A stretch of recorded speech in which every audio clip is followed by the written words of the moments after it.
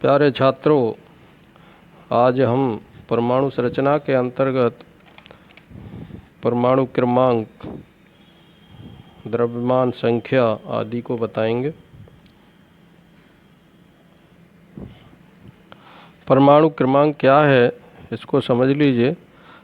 किसी तत्व का परमाणु क्रमांक उस तत्व में तत्व के परमाणु नाभिक पर स्थित धनावेश या प्रोटॉनों की संख्या के बराबर होता है या संख्या कहलाता है। अर्थात किसी तत्व के परमाणु के नाभिक में उपस्थित प्रोटॉनों की संख्या उस तत्व का परमाणु क्रमांक कहलाता है। इसे Z से प्रदर्शित करते हैं, कैपिटल Z। तो अब आज के अध्ययनों में यह सिद्ध हो चुका है कि परमाणु क्रमांक ही तत्व का अभिलाक्षणिक गुण होता है। अर्थात तत्व के जो गुण हैं सभी परमाणु क्रमांक के द्वारा निर्धारित होते हैं। अब आती है द्रव्यमान संख्या। द्रव्यमान संख्या क्या है? इसे एटॉमिक मास नंबर भी कहते हैं। किसी परमाणु के नाभिक में उपस्थित प्रोटॉन और न्यूट्रॉनों की कुल संख्या को या संख्याओं के योग को उस परमाणु का द्रव्यमान संख्या कहते हैं। इसे कैपिटल A से प्रदर्शित करते हैं। तो A बराबर या द्रव्यमान संख्या बराबर होता है P प्लस N, प्रोटॉनों की संख्या प्लस न्यूट्रॉनों की संख्या। इसको Z प्लस N भी लिख सकते हैं, क्योंकि प्रोटॉन और परमाणु क्रमांक एक ही होता है, बराबर होता है, इसलिए Z प्लस N भी लिखा जा सकता है। जैसे फॉर एग्जाम्पल सोडियम का परमाणु है, इसका 11Na23। तो 11 तो इसमें इसका परमाणु क्रमांक है, अर्थात इसमें 11 इलेक्ट्रॉन और 11 प्रोटॉन होते हैं। तो द्रव्यमान संख्या इसकी होगी 11 इसमें प्रोटॉन हुए और 12 न्यूट्रॉन हुए। 23 में से 11 घट जाएंगे तो 12 रह जाएंगे। तो A बराबर द्रव्यमान संख्या बराबर 11 प्लस 12 इज इक्वल टू 23 या 23। तो इस प्रकार हम द्रव्यमान संख्या ज्ञात कर सकते हैं। इसके बाद में आते हैं समस्थानिक, आइसोटोप्स। समस्थानिक क्या है, सुन लीजिए। समस्थानिक समस्थान, इससे स्पष्ट है जिनका स्थान समान होता है। किसमें? आवर्त सारणी में। अर्थात आवर्त सारणी को परमाणु क्रमांक के क्रम में रखा गया है। तो समस्थान का मतलब जिनके परमाणु क्रमांक एक जैसे होते हैं, समान होते हैं, और एक ही तत्व होगा ऐसा जो परमाणु क्रमांक समान होंगे, परंतु परमाणु भार भिन्न भिन्न होते हैं, ऐसे तत्वों को समस्थानिक कहते हैं।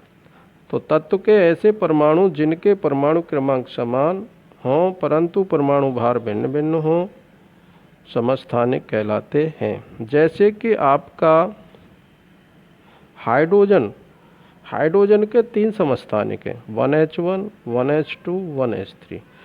1H1 को हाइड्रोजन, 1H2 को ड्यूटेरियम, 1H3 को ट्राइटियम कहते हैं। इनमें प्रोटॉन और इलेक्ट्रॉन तो समान होते हैं लेकिन न्यूट्रॉन भिन्न होते हैं।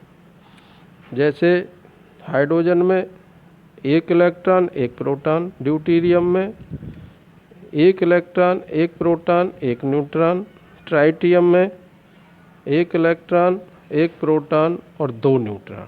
तो न्यूट्रॉन भिन्न हो गए। ऐसे ही ऑक्सीजन का समस्थानिक है, ऑक्सीजन 16, 17, 18। तो इसमें 3 समस्थानिक हैं ऑक्सीजन के, और इनमें जो इलेक्ट्रॉन प्रोटॉन न्यूट्रॉन की स्थिति होती है इस प्रकार होती है। ऑक्सीजन 16 में 8 इलेक्ट्रॉन 8 प्रोटॉन 8 न्यूट्रॉन, ऑक्सीजन 17 में 8 इलेक्ट्रॉन 8 प्रोटॉन 9 न्यूट्रॉन, और ऑक्सीजन 18 में 8 इलेक्ट्रॉन 8 प्रोटॉन 10 न्यूट्रॉन। तो इस प्रकार हम समस्थानिकों को समझ सकते हैं। अब नेक्स्ट आता है समभारिक।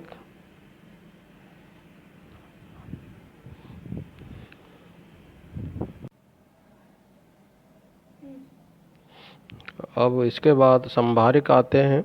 संभारिक क्या है? वे तत्व जिनके परमाणु भार समान होते हैं परंतु परमाणु क्रमांक भिन्न भिन्न होते हैं समभारिक कहलाते हैं। अर्थात समान भार वाले,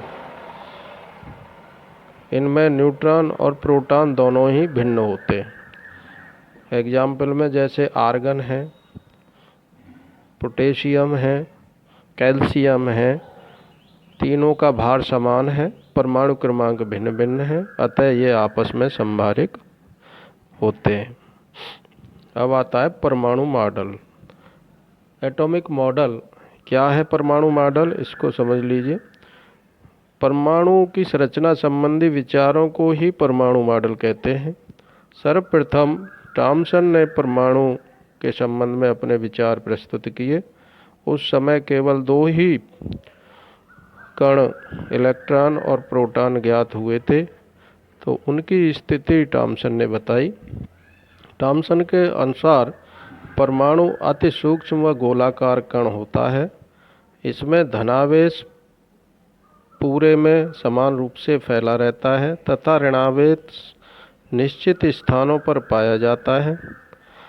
इसकी जो संरचना है इसकी तुलना तरबूज से की गई है। जैसे तरबूज आप आधा काट लो, उसमें देखेंगे कि उसके बीज जगह जगह स्थित होते हैं और गूदा सवरे में फैला रहता है। तो बीज जहाँ निश्चित स्थानों पर पाए जाते हैं तो वो तो ऋणावेश भाग होता है, और गूदा की स्थिति जो पूरे में फैला रहता है वो धनावेश होता है। तो इसको थॉमसन का तरबूज मॉडल के नाम से भी जाना जाता है। आज के लेक्चर में इतना ही, और जो भी इसको देख रहे हैं, पढ़ रहे हैं, सुन रहे हैं, वो इस चैनल को, यूट्यूब चैनल को जो है सब्सक्राइब करें। इसी पे हमारे लेटेस्ट वीडियो आते रहेंगे। धन्यवाद।